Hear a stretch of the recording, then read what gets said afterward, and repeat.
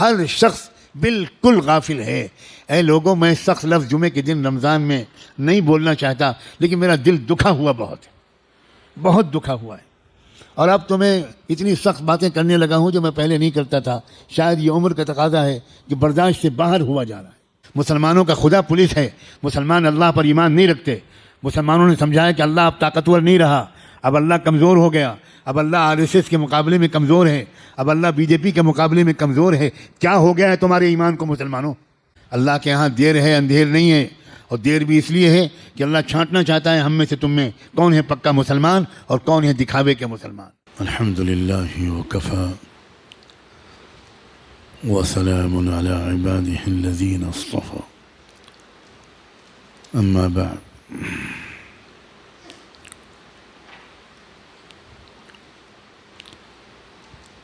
اعوذ باللہ من الشیطان الرجیم، بسم اللہ الرحمن الرحیم۔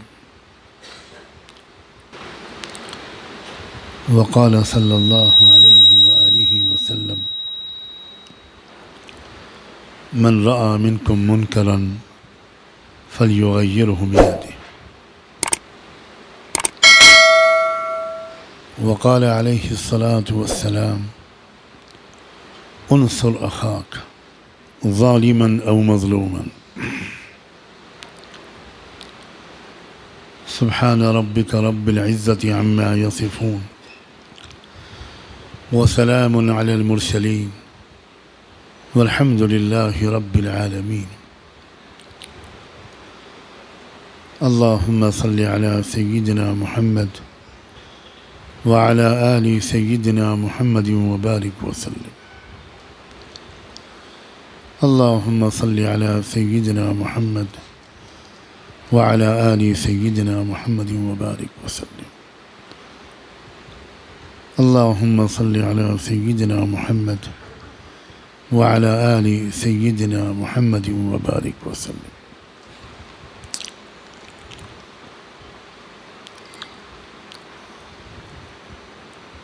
اگر کسی مسلمان مرد یا عورت سے پوچھا جائے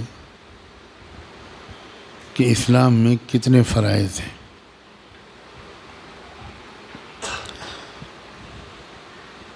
کن کاموں کو اسلام فرض قرار دیتا ہے، تو اکثر جواب یہی ملتا ہے کہ اسلام میں 4 فرائض ہیں: نماز، روزہ، زکوٰۃ اور حج۔ اور یہیں سے اس بات کا دکھ کے ساتھ پتہ چلتا ہے کہ 99% شاید مسلمان یا زیادہ تر مسلمان اسلام کو سمجھتے نہیں ہیں۔ بہت دکھ کے ساتھ میں یہ بات کہہ رہا ہوں، نہیں اچھا لگ رہا ہے کہ میں اتنی سخت بات کہوں۔ جو دیندار سمجھتے ہیں اپنے آپ کو، 5 وقت کی نمازیں پڑھتے ہیں، دینی مجلسوں میں شریک ہوتے ہیں، ان کی اکثریت بھی اسلام کو صحیح طور پر سمجھے ہوئے نہیں ہے۔ میری بات سمجھ میں آ رہی ہے؟ مجھے نہیں لگ رہا آپ کے چہروں سے۔ دیکھو، ارکان الگ چیز ہیں اور فرائض الگ ہیں۔ ارکان تو 4 ہیں، بلکہ 5، لیکن فرائض بہت لمبی فہرست ہے۔ اسی غلطی کی وجہ سے مسلمانوں کی اکثریت اسلام کی اکثریت پر عمل نہیں کر رہی۔ ہماری زندگیوں میں اسلام کا تھوڑا سا حصہ ہے۔ مثال کے طور پر، ہر قیمت پر والدین کو خوش رکھنا، ان کی خدمت کرنا فرض ہے۔ کوئی مسلمان نہیں کہے گا کہ یہ بھی فرض ہے۔ نماز، روزہ، زکوٰۃ، حج۔ پڑوسیوں کے ساتھ اچھا سلوک کرنا اور اس کی بدسلوکی کو برداشت کرنا فرض ہے۔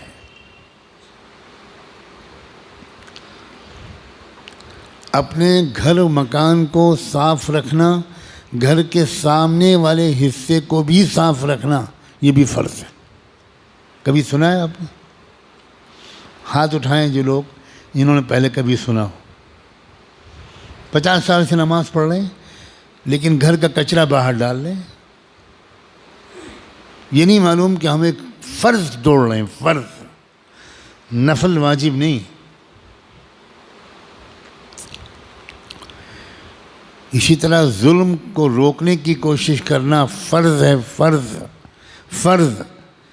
ظالم کو ظلم سے روکنے کی کوشش کرنا مجھ پر اور آپ سب پر، میری بیوی پر، میری بیٹوں بیٹیوں پر، آپ کے گھر کی عورتوں پر، آپ سب پر فرض ہے، فرض ہے۔ کسی کے ذہن میں یہ آج ذرا صفائی سے بتا دو مجھے، ہے کہ ذہن میں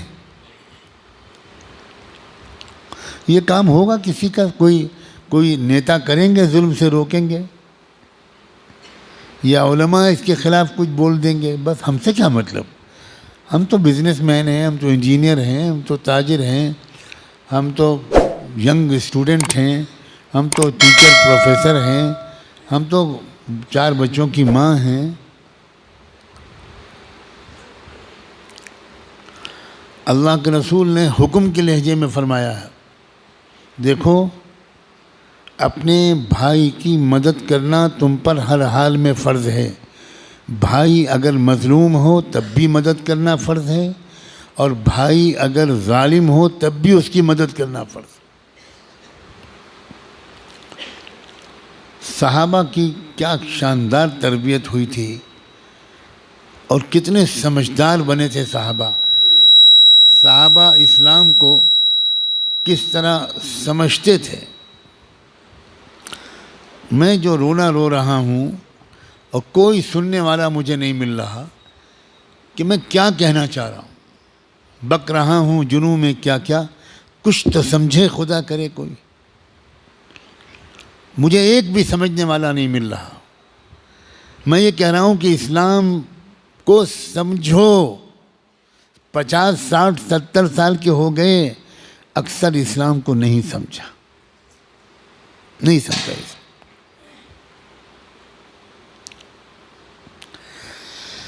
جب اللہ کے رسول سے یہ جملہ سنا صحابہ نے کہ تم کو اپنے بھائی کی مدد کرنی پڑے گی، چاہے وہ ظالم ہو چاہے مظلوم، تو صحابہ چپ نہیں بیٹھے۔ صحابہ نے بے شک بے شک کہہ کے سر نہیں ہلایا۔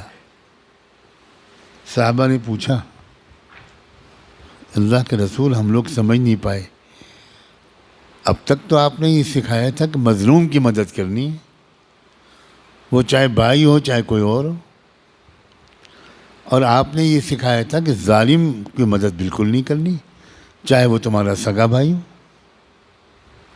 آج آپ فرما رہے ہیں کہ تم کو ہر حال میں بھائی کی مدد کرنی ہے، چاہے ظالم ہو چاہے مظلوم۔ تو یہ تو عجیب سی بات آپ فرما رہے ہیں، ہمیں اور سمجھائیے۔ یہ ہے سننے والے، یہ نہیں کہ بیوقوفوں کی طرح سنتے رہیں۔ کان کھول کر، دماغ کھول کر صحابہ سنتے تھے، اور جب ایک بات انہوں نے ایسی سنی جو اب تک ان کی اسلام کی سمجھ سے جوڑ نہیں رکھتی تھی، تو وہ ادب کی وجہ سے چپ نہیں بیٹھے، انہوں نے سوال کیا۔ میں تو سوچتا ہوں کہ اللہ کے رسول صلی اللہ علیہ وسلم ان کا یہ سوال پوچھنے سے بے پناہ خوش ہوئے ہوں گے، کیونکہ آپ کو یہ لگا ہوگا کہ میری محنت ضائع نہیں جا رہی، اور یہ لوگ اسلام کو سمجھ رہے ہیں۔ تب آپ نے جواب میں تشریح فرمائی کہ ہاں، ظالم کی مدد کرنے کے بارے میں جو میں تم سے کہہ رہا ہوں، اس سے میری مراد یہ ہے کہ تم کو اس کو ظلم سے روکنا ہے، ظلم نہیں کرنے دینا، یہ اس کی مدد ہے۔ کاش کہ مسلمان اس پر عمل کر رہے ہوتے تو آج دنیا میں اس قدر ظلم نہ ہو رہا ہوتا۔ کوئی ایک آدھ بندہ ظلم کے خلاف بولتا ہے، قوم اس کو اکیلا چھوڑ دیتی ہے، وہ اکیلا مارا جاتا ہے۔ اگر قوم ساتھ کھڑی ہو اور پوری قوم کو ایک بات کا احساس ہو کہ ظلم سے روکنا ہماری ذمہ داری بھی ہے، خالی فلاں حضرت کی نہیں ہے۔ ہماری ذمہ داری یہ نہیں ہے کہ ہم بیان سن کر داد دے دیں، تالی بجا دیں، تعریف کر دیں کہ واہ واہ ایک ہی بندہ ہے جو بول رہا ہے، اس سے زیادہ تو دھوکے کی کوئی بات ہی نہیں ہے۔ یہ تو فریب ہے۔ آپ اپنے لوگوں کو دشمن کے حوالے کر رہے ہیں۔ آپ خود غافل رہ کر ظلم سے روکنے کے سلسلے میں سینکڑوں بار آپ کو پکارا جاتا ہے اور آپ سر ہلاتے رہتے ہیں اور آپ کی سمجھ میں نہیں آتا۔ یہ بات صحیح نہیں ہے۔ اسلام ایک طرف انفرادی اصلاح پر زور دیتا ہے، تقوی اختیار کرو، گناہوں سے بچو، نمازوں کی پابندی کرو، ذکر کرو، تلاوت کرو، تسبیحات کا اہتمام کرو، پاک صاف رہو، طہارت کے حکموں پر عمل کرو، نگاہوں کو قابو میں رکھو، کردار کو گندہ نہ ہونے دو۔ یہ انفرادی اصلاح ہے۔ ساتھ ساتھ اسلام یہ بھی کہتا ہے کہ سماج کے اندر بھی برائیوں اور ظلم کو نہ پھیلنے دو، اجتماعی طور پر بھی معاشرے کو ظلم سے اور برائیوں سے پاک صاف رکھو، مقابلہ کرو ڈٹ کر، جس طریقے سے تم کر سکتے ہو کرو، طریقے سینکڑوں ہو سکتے ہیں۔ عملی محنت کے ذریعے سے ظلم کو روکنا، زبان کے ذریعے سے ظلم کو روکنا، کم سے کم درجہ یہ کہ اندر دل دماغ کی پوری طاقت کے ساتھ اس ظلم کو روکنے کی کوشش کرنا۔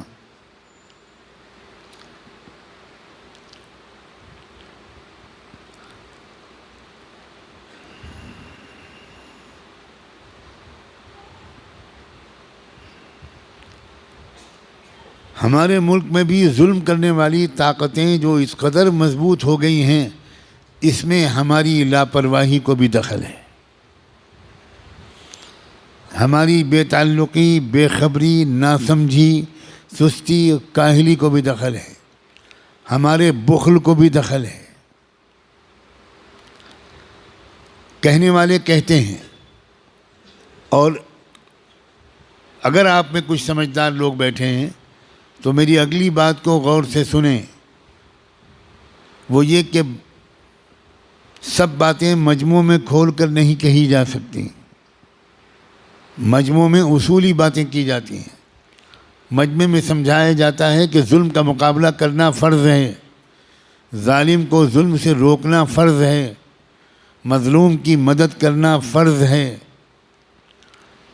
اب اس کے بعد طریقہ کار کیا ہوگا، یہ ضروری نہیں ہے کہ پوری بات مجموع میں بتائی جائے۔ یہ آپ کی ذمہ داری ہے کہ آپ اس کے بعد اس بیان کرنے والے سے ملیں، اس سے وقت لیں، سفر کر کے جانا پڑے تو جائیں، یہ آپ پر فرض ہے، اور آپ اس سے پوچھیں میں ظلم کا مقابلہ کرنے میں شریک ہونا چاہتا ہوں، میں ظلم کو روکنے کی کوشش میں شریک ہونا چاہتا ہوں، میں مظلوم کی مدد کرنا چاہتا ہوں، مجھے بتائیے میں کیا کروں۔ تب وہ شخص آپ سے تفصیلات پوچھے گا، آپ کا علاقہ کون سا ہے، وہاں کے کیا حالات ہیں، وہاں کیا امکانات ہیں، وہاں ظلم کی کون کون سی شکلیں ہو رہی ہیں، اور پھر وہ آپ کو مشورہ دے گا کہ بھائی اس طریقے سے آپ ظلم کو روکنے کی کوشش میں شریک ہوں، مظلوم کی مدد اس طرح کریں۔ لیکن حال یہ ہے کہ بیان سن کر لوگ اٹھ کے چلے جاتے ہیں، سر ہلاتے رہتے ہیں، انشاءاللہ ماشاءاللہ سبحان اللہ بے شک کہتے رہتے ہیں مشاعرے کی طرح۔ اس کے بعد تفصیلات پوچھنے والے نظر ہی نہیں آتے۔ لوگ سمجھتے ہیں بس ہم نے بیان سن لیا، کام کر دیا، ہمارا کام ہو گیا۔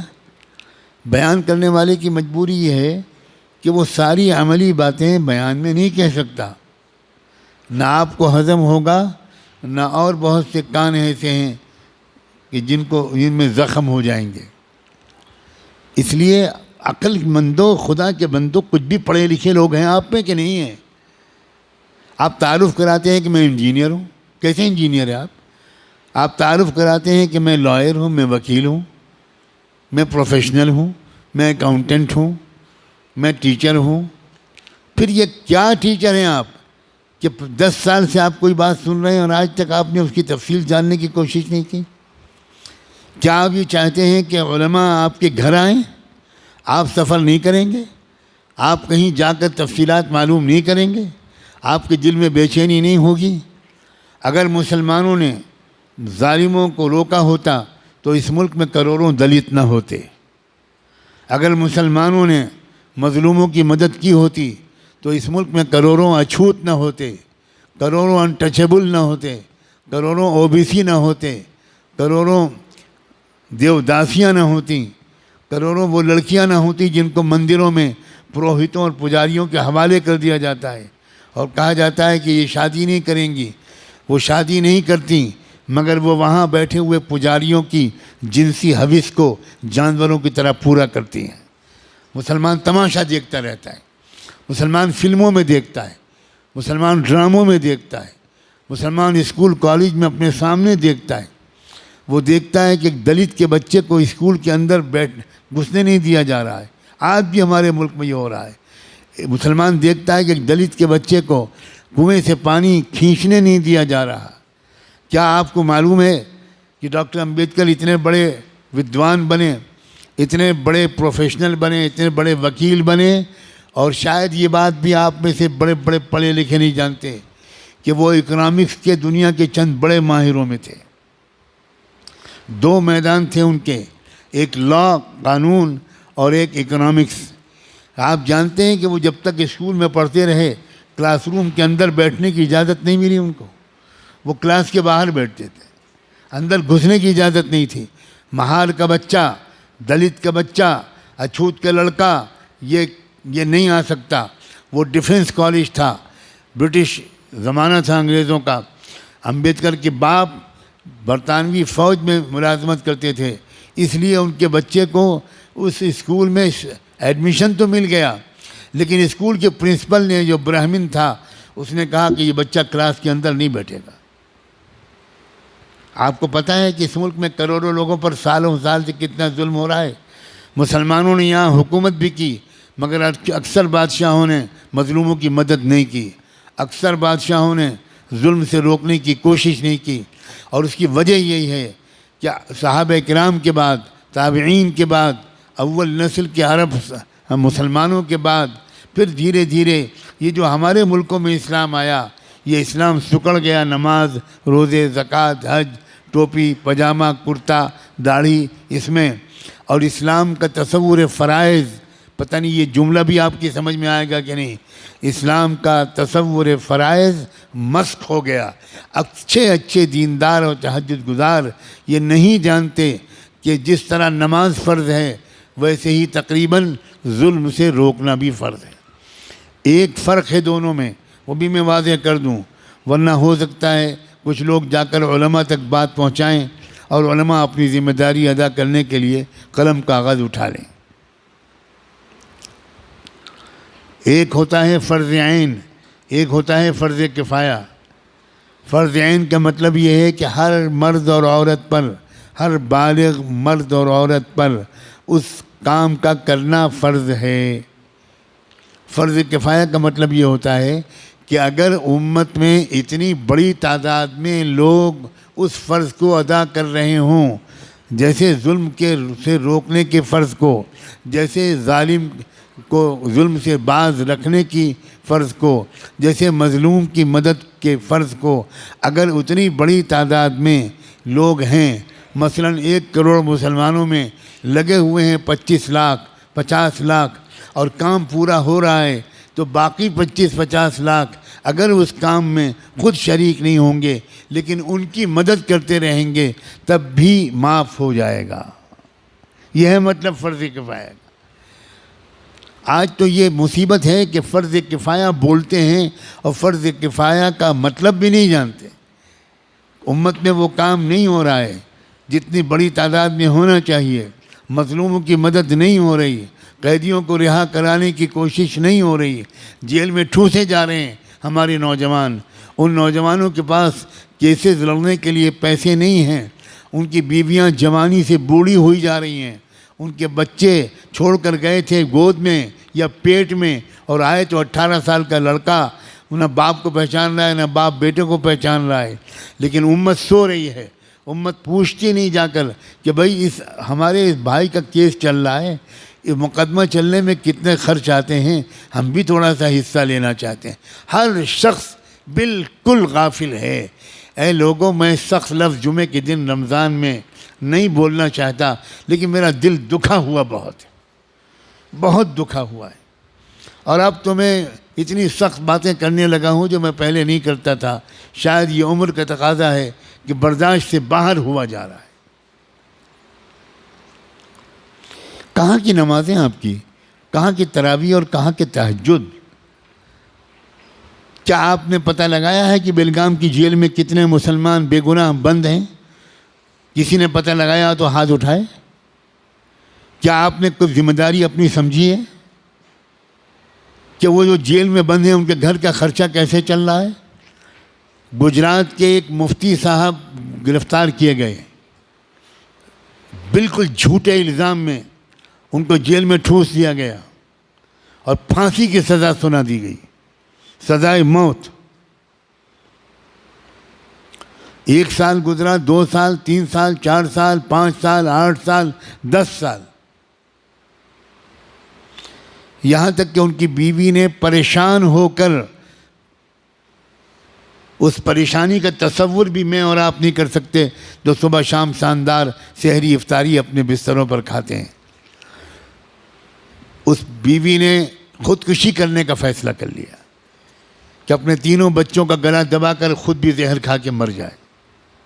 کیا کرتی بیچاری, کسی نے پوچھا ہی نہیں. شروع میں 2-4 دن لوگ آئے, اور اس کے بعد سب ارے بھائی ان کے اوپر کیس چل رہا ہے, ان کے گھر نہیں جانا, ان کو فون نہیں کرنا ورنہ پولیس ہم کو بھی پکڑ لے گی. لا حول ولا قوت الا باللہ. مسلمانوں کا خدا پولیس ہے. مسلمان اللہ پر ایمان نہیں رکھتے. مسلمانوں نے سمجھا ہے کہ اللہ اب طاقتور نہیں رہا, اب اللہ کمزور ہو گیا, اب اللہ RSS کے مقابلے میں کمزور ہے, اب اللہ BJP کے مقابلے میں کمزور ہے. کیا ہو گیا ہے تمہارے ایمان کو مسلمانوں؟ کون ہے اللہ جانتے ہو؟ کیا حیثیت ہے BJP اور RSS کی, جس اللہ نے فرعون کو تماشا بنا دیا, جس اللہ نے حامان و شداد کو تماشا بنا دیا, جس اللہ نے قوم عاد اور قوم ثمود کو دھسا دیا. کوئی حیثیت ہے موجودہ حکام کی ان کے سامنے؟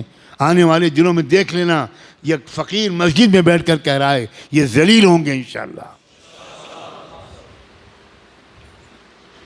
دیر لگ رہی ہے تمہاری اور میری کاہلی کی وجہ سے, حب مال اور حب جاہ کی وجہ سے, خود غرضی کی وجہ سے, اپنے آپ کو بچانے کی وجہ سے. لا حول ولا قوت الا باللہ. اللہ نے توفیق دی کسی کو کہ وہ پہنچے فوراً, اور پہنچ کر جلدی سے ان کے گھر والوں سے رابطہ قائم کروایا, سمجھایا بجھایا, معافی مانگی کہ معاف کر دیں پورے مسلمانوں کو, آپ کا خیال نہیں رکھا اس لیے آپ پریشان ہو گئیں. اللہ کا فضل ہوا کہ سمجھ میں آ گیا, اور پھر اللہ نے اپنی قدرت دکھائی. 1 سال کے بعد, اس واقعے کے 1 سال کے بعد تقریباً سپریم کورٹ آف انڈیا نے ان کو باعزت بری قرار دیا. اپنے فیصلے میں صاف لکھا کہ بالکل جھوٹا مقدمہ ہے. سخت ترین لتاڑ ڈانٹ ماری گجرات کی حکومت کو, جنہوں نے اس بے گناہ عالم دین کو ایک سزائے موت کا مستحق قرار دیا تھا. اللہ کے ہاں دیر ہے اندھیر نہیں ہے, اور دیر بھی اس لیے ہے کہ اللہ چھانٹنا چاہتا ہے ہم میں سے تم میں کون ہے پکا مسلمان اور کون ہے دکھاوے کے مسلمان, کون ہے منافقین, کون ہے خالی ٹوپی کرتے پجامے والے مسلمان, کون ہے خالی جمعے کے مسلمان. الیکشن میں ووٹ ڈالنا یہ بھی ایک طریقہ ہے ظلم کو روکنے کا, ظلم کو کم کرنے کا, ظالم کو ظلم سے باز رکھنے کا، مظلوم کی مدد کا، یہ بھی ایک طریقہ ہے۔ یہ پورا کا پورا تنہا کافی نہیں ہے، لیکن یہ یقیناً ایک اہم طریقوں میں سے ایک طریقہ ہے۔ پھر وہی مصیبت، بہت سے دیندار مسلمان وہ ووٹ ڈالنے کو غیر دینی کام سمجھتے ہیں، وہ ووٹ ڈالنے کی اہمیت نہیں سمجھتے، ان کے گھر والے ووٹ نہیں ڈالتے ہیں، ان کی بیوی بچے ووٹ نہیں ڈالتے ہیں، لاکھوں کروڑوں ووٹ کم ہو جاتے ہیں، اور اس طرح ظالم اور مضبوط ہو جاتا ہے۔ اور مجرم وہ دیندار ہوتے ہیں جو اپنی جھوٹی دینداری کے دھوکے میں، اپنی جہالت کی وجہ سے ظلم کو روکنے اور کم کرنے کا ایک موقع چھوڑ دیتے ہیں۔ اس لیے میں کہتا ہوں کہ اجتماعی فرائض میں سے ایک فرض ہے ووٹ ڈالنا۔ آل انڈیا مسلم پرسنل لا بورڈ کے صدر حضرت مولانا خالد سیف اللہ رحمانی نے باقاعدہ ایک مضمون لکھ کر اس بات کا اعلان کیا ہے کہ شریعت کی روشنی میں ملک کے موجودہ حالات میں ووٹ ڈالنا ہر مسلمان ووٹر پر فرض ہے۔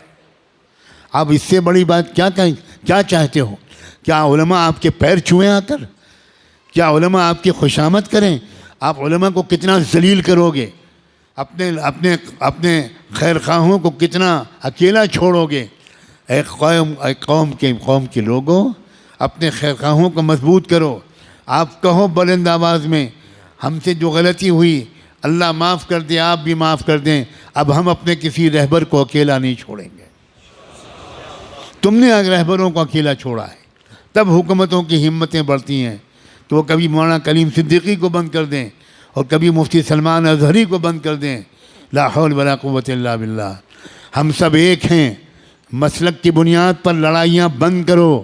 اگر آپ کو کسی مسلک سے تعلق ہے بہت مبارک، لیکن ہمارا اصل مذہب کلمہ طیبہ لا الہ الا اللہ ہے۔ ہمارا کلمہ ایک ہے، ہمارا قرآن ایک ہے، ہمارا قبلہ ایک ہے، ہمارے رسول ایک ہیں، ہمارا رب ایک ہے، ہمارا دین ایک ہے، اور ہمارا انجام بھی ایک ہے۔ کسی طرح کا جھگڑا نہیں۔ یہ اہل سنت کی مسجد ہے اور یہ تبلیغیوں کی مسجد ہے۔ اللہ کرے اب یہ سب ختم ہو جائے، ہم سب ایک دوسرے کی مسجدوں میں جا کر نماز پڑھیں۔ مسجد کسی کی نہیں ہے، مسجد تو اللہ کی ہے۔ گلے مل جاؤ، ایک دوسرے کو دعوتیں کرو، ایک مسلک کے علماء دوسرے مسلک کے علماء کی دعوت کریں، دسترخوان بچھائیں، ان کے ہاتھ چومیں، ان سے دعا کی درخواست کریں۔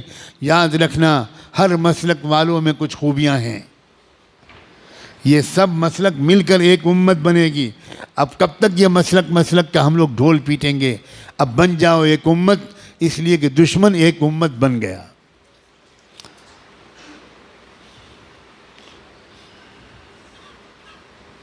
قرآن نے اعلان کیا ہے والذین کفروا بعضهم اولیاء بعض الا تفعلوه تکن فتنة فی الارض وفساد کبیر۔ کفر کی طاقتیں ایک امت بن گئیں، ایک قوم بن گئیں، ایک جماعت بن گئیں، ایک سنگٹھن بن گئیں، ایک تحریک بن گئیں۔ آپس کے اختلافات انہوں نے ختم کر کے ایک ہو گئے وہ تمہارے خلاف۔ الا تفعلوه تکن فتنة فی الارض وفساد کبیر۔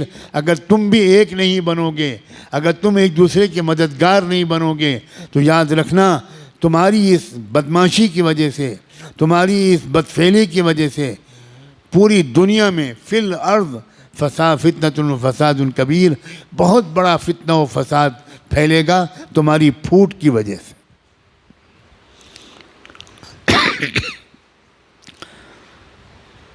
اب تو نہ مدرسے چھوڑے جا رہے ہیں، نہ درگاہیں چھوڑی جا رہی ہیں، مدرسوں پر بھی بلڈوزر چل رہے ہیں، مسجدوں پر بھی بلڈوزر چل رہے ہیں، اور درگاہوں پر بھی، مزاروں پر بھی بلڈوزر چل رہے ہیں۔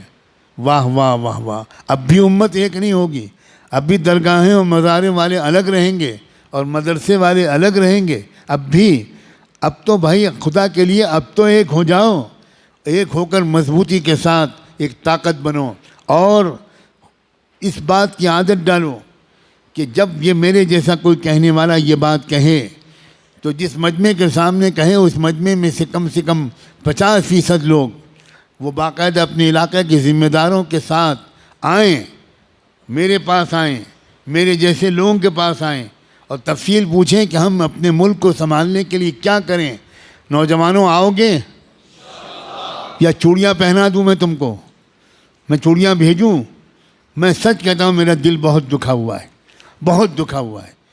او مال والو، اپنے مال کو شادیوں میں خرچ کرتے رہو گے؟ بتاؤ، جواب دو، شادیوں میں خرچ کرو گے یا قوم کی حفاظت کے لیے خرچ کرو گے؟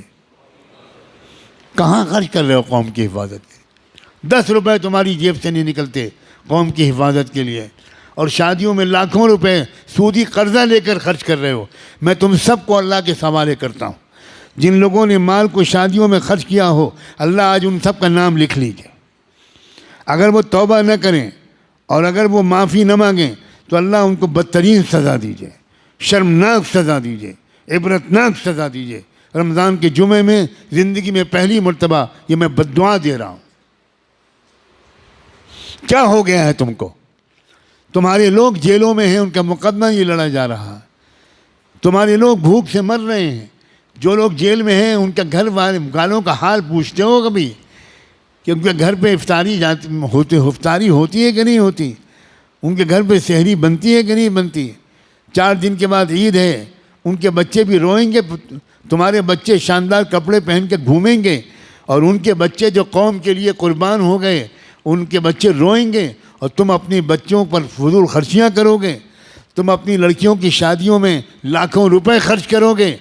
میں لعنت بھیجتا ہوں ان شادیوں پر جن شادیوں میں لاکھوں روپے خرچ ہوئے ہوں، اور ان شادیوں میں برکت ڈالے جو شادیاں سادگی کے ساتھ کی گئی ہوں، کم پیسے میں وہ شادیاں کی گئی ہوں، جن شادیوں میں فضول خرچیاں نہ ہوئی ہوں، جہاں بے پردگیاں نہ ہوئی ہوں، جہاں غریبوں کا دل نہ دکھایا گیا ہو، ان شادیوں میں برکت ڈال۔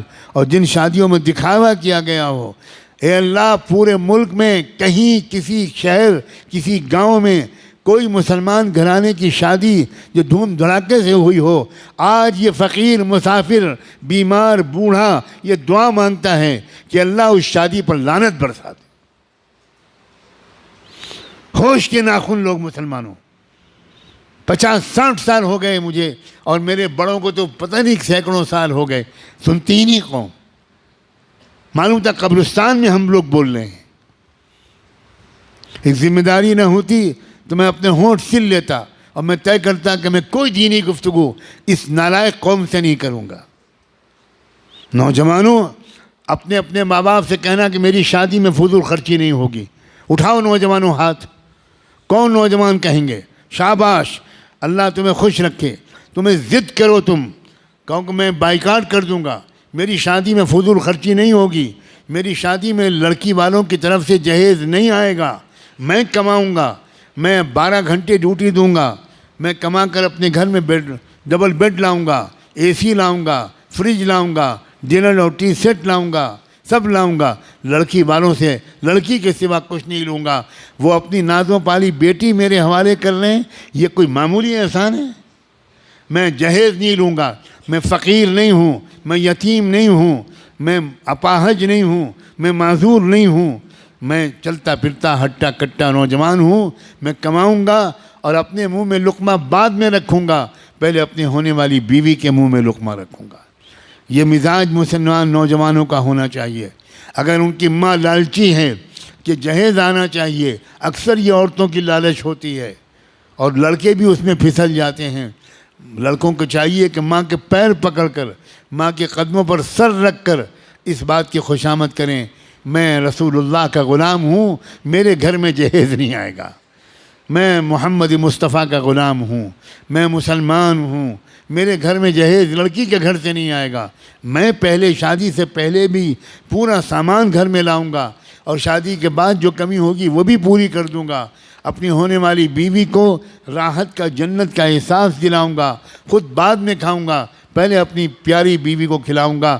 لیکن امی، جہیز لڑکی کے گھر سے نہیں آئے گا، میں عام آدمی نہیں ہوں، میں رسول اللہ کا غلام ہوں، میں رسول اللہ کا امتی ہوں۔